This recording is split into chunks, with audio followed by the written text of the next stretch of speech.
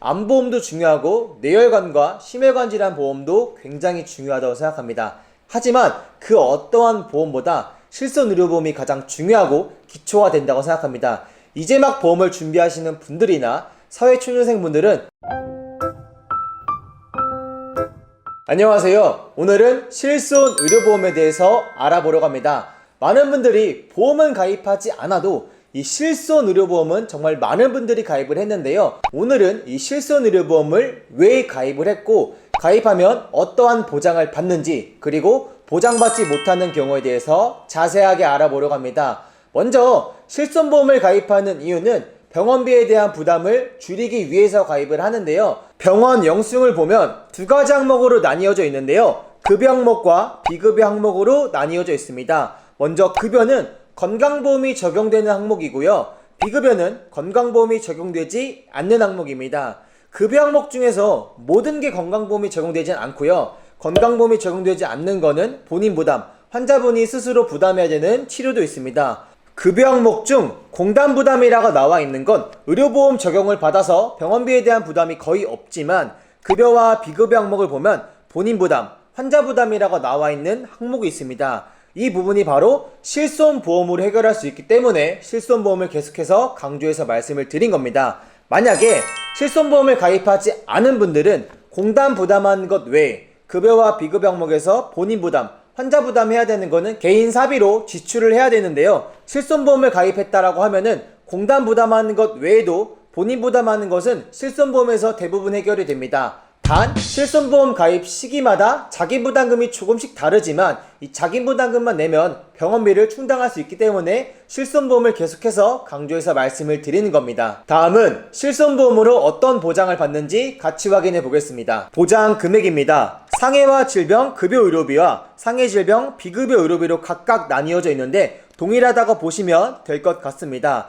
상해 질병 급여와 비급여를 5천만원 가입했을 때 통원 1회당 20만원 보장받을 수 있고요. 3천만원 가입하면 15만원, 1000만원 가입하면 10만원에 대해서 보장받을 수 있습니다. 다음 세부적인 보장 내용 같이 확인해 보겠습니다. 상해와 질병, 입원 의료비는 연간 5천만원 한도 내에서 보장받을 수 있고요. 급여는 80%, 비급여는 70%를 보장받을 수가 있습니다.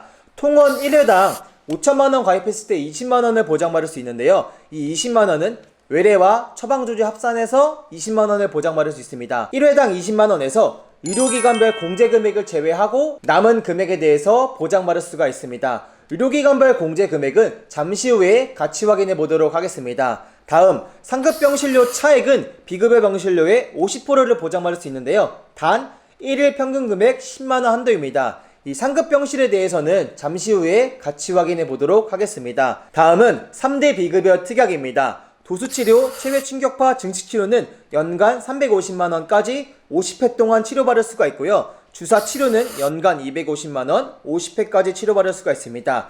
자가공명 영상진단, MRI는 연간 350만원까지 보장받을 수가 있습니다. 이 비급여 특약도 공제금액이 존재하는데요. 비급여는 1회당 3만원 또는 보장대상 의료비의 30% 중 큰 금액을 공제합니다. 병원비가 30만원 나왔다고 가정해 보겠습니다. 30만원의 30%인 9만원과 3만원 중에서 큰 금액인 9만원을 공제하고 보험금이 지급되는 겁니다. 다음은 상급병실에 대한 내용 같이 확인해 보겠습니다. 먼저 병실이라는 것은 입원 환자를 위한 공간을 얘기합니다. 병실은 일반 병실과 상급병실로 구분이 되는데요. 보통 4인실이나 1인실인 경우는 상급병실로 보고 있지만 이 기준은 병원마다 기준이 다를 수 있습니다.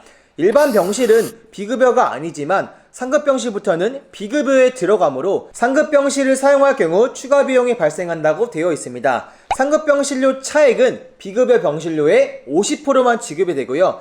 1일 평균금액 10만원 한도로 보장받을 수가 있습니다. 의료기관별 공제금액을 확인해 보겠습니다. 왼쪽은 급여 항목에 대한 공제금액이고요. 오른쪽은 비급여 항목에 대한 공제금액입니다. 통원치료비 내용 중 의료기관, 보건소, 보건의료원, 보건지선은 1만원과 보장대상 의료비의 20% 중 큰 금액을 공제하고요. 전문 요양기관, 상급 종합병원과 종합병원은 2만원과 보장대상 의료비의 20% 중 큰 금액을 공제한다고 되어 있습니다.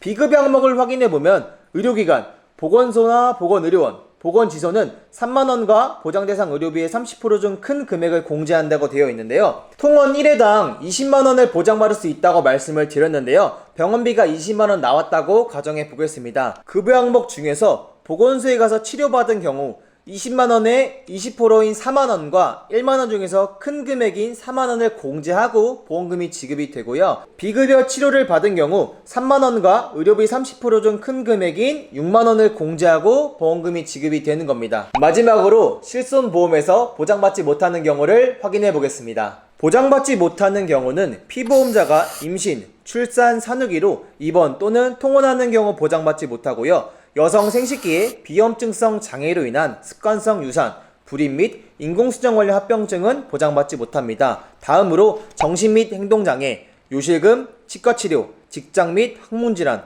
동호회, 자동차 보험으로 보상받은 경우에는 보장받을 수가 없습니다. 실손의료보험, 기본적으로 치료가 목적인 경우에는 보상이 됩니다. 하지만 미용 목적이거나 예방이 목적인 경우에는 보상되지 않기 때문에 이 부분은 정확하게 알고 가입하시면 좋을 것 같습니다.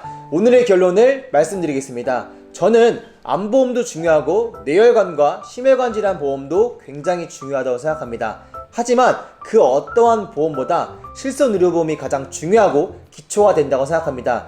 이제 막 보험을 준비하시는 분들이나 사회초년생 분들은 암보험도 중요하고 다른 보험도 중요하지만 이 실비보험, 실손보험 먼저 준비하시고 다른 보험을 알아보시면 좋을 것 같습니다. 영상을 시청해주셔서 감사하고요. 앞으로도 좋은 영상과 유익한 컨텐츠로 찾아뵙도록 하겠습니다. 영상을 시청해주셔서 감사합니다.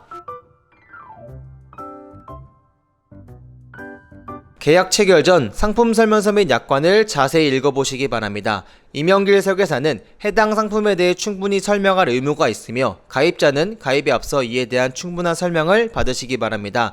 프라임에셋 임영길 설계사는 다수의 보험사와 계약 체결 및 중개하는 보험 설계사이고 보험회사로부터 보험계약 체결권을 부여받지 아니하였습니다.